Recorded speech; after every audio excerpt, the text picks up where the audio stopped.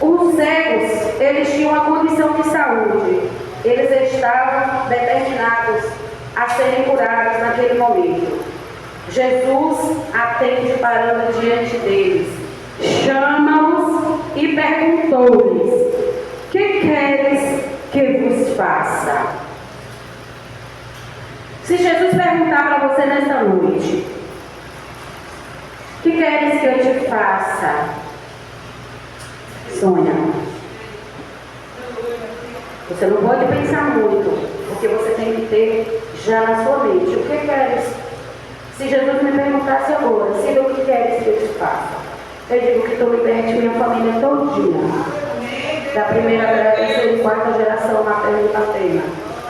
Esse é o ouro, é a pedra preciosa, é o bronze, é o carro mais chique do ano, é a casa mais linda do condomínio, mais estourado de chique que eu quero. A minha família nas ruas de ouro e cristal. A libertação, a salvação em Cristo Jesus para toda a minha casa. E Jesus chegou para eles e perguntou para eles: o que queres que eu os faça?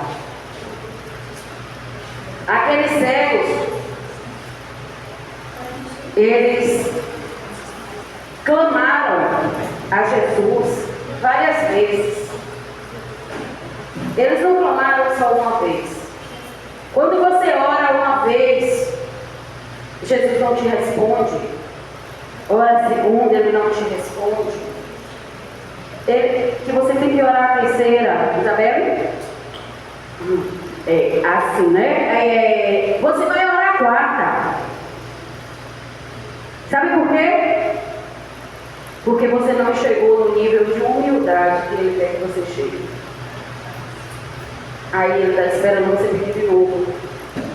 Porque a palavra de Deus diz que a gente tem que descer a casa do oleiro para ser transformado.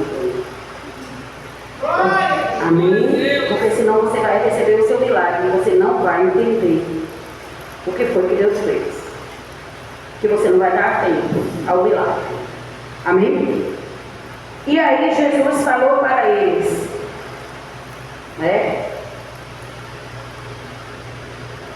que nos faça e que nos dê o dom de enxergar novamente. Aí eu pergunto assim: será que eles estavam pedindo para Jesus realmente fazer-nos enxergar, humanamente falando, fisiologicamente falando? Jesus curou aqueles cegos só no âmbito físico, fisiológico, ou Jesus também curou eles da cegueira espiritual?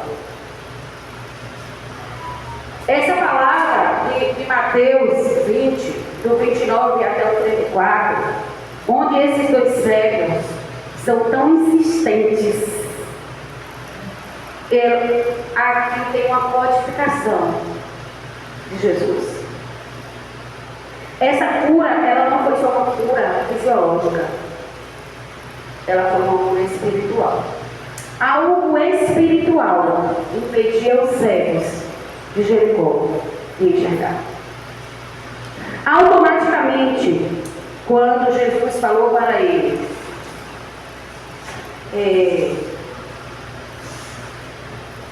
falou assim: Jesus, movido de íntima compaixão. Lembra que eu falei que da compaixão de Jesus? É lindo. Movido de uma íntima compaixão, tocou-lhe nos seus olhos, e logo eles viram. E eles seguiram Jesus de imediato.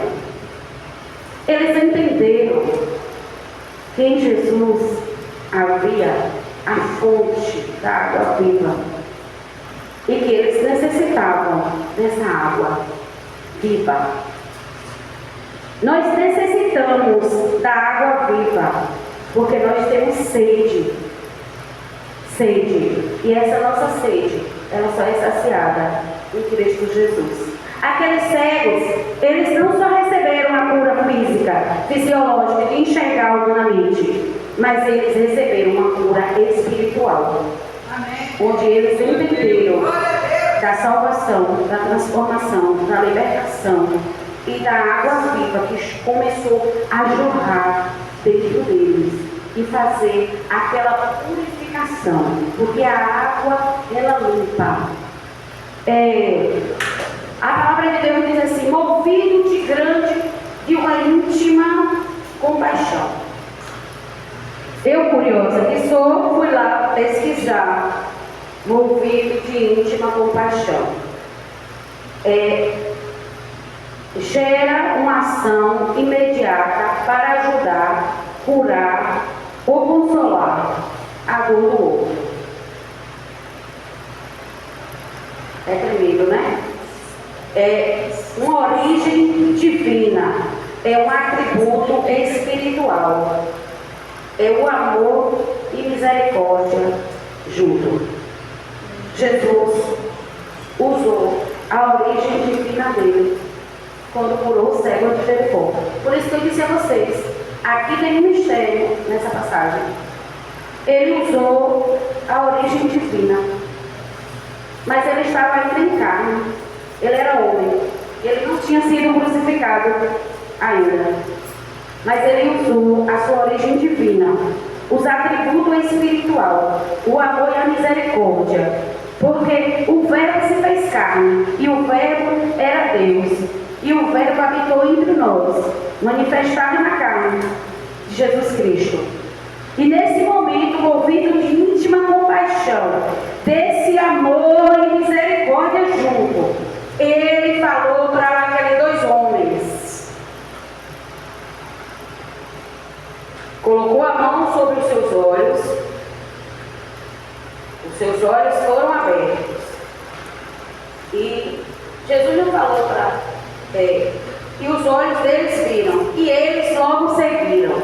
Observe, Jesus não falou, vem e sigam-me, como alguns outros milagres anteriores que Jesus fez, que Jesus chama-os a segui-lo. Jesus não chamou o cego de Jericó para segui-los, mas eles tomaram uma decisão de seguir a Jesus, porque eles entenderam que Jesus era aquele que tinha a fonte de água viva para eles.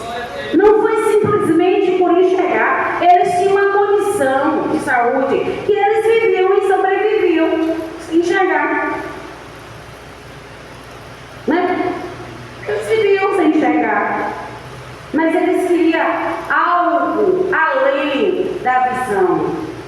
Eles queriam algo que realmente trouxesse a presença de Deus para preenchê-los. A visão foi só a ponte que os levou até Jesus para fazer uma grande transformação na vida daqueles homens, né? Louvado seja Deus. Deus, ele é infinitamente um Deus que pode fazer o milagre que o médico, que a medicina não pode. Tudo aquilo que a medicina nega o recurso, Jesus pode fazer. Mas é feito mediante a nossa fé. Porque sem fé é impossível agradar a Deus. Sem fé, nós não conseguimos. Mas a palavra de Deus diz lá em Mateus assim, que se tiverem fé do tamanho do grão de mostarda, direis aos montes e mude-se de lugar, e eles se mudarão. Porque quando os cegos sentaram à beira do caminho, eles creram que iriam receber o milagre, a visitação de Deus.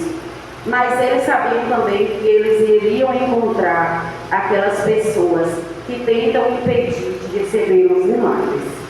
Porque eles já tinham ouvido a falar de Jesus várias vezes. Jesus tem poder nos céus e na terra. Amém? Ele e nós temos que ter a fé viva dentro de nós, crendo que Jesus é poderoso, pois sem crer o milagre não será manifestado em nossas vidas. Jesus, movido por íntima compaixão, para chamá-los e realizá-lo a cura. Jesus, ele era um ser altamente educado. Deus, ele é altamente educado. Ele não nos expõe, ele não invade a nossa privacidade. Ele nos respeita o nosso espaço, ele respeita o nosso espaço. E ele não nos constrange. Ele simplesmente nos deixa livres. Os 2 cegos foram curados imediatamente e seguiram a Jesus. Tiveram, além da cura, tiveram uma mudança de vida, uma conversão, sendo transformados em homens cheios do Espírito Santo de Deus. Aleluia. Deus, ele se manifesta e mantém os nossos olhos abertos, os nossos corações voltados para essa majestade dele, para esse poder, porque ele é o Deus que pode fazer todas as coisas. Jesus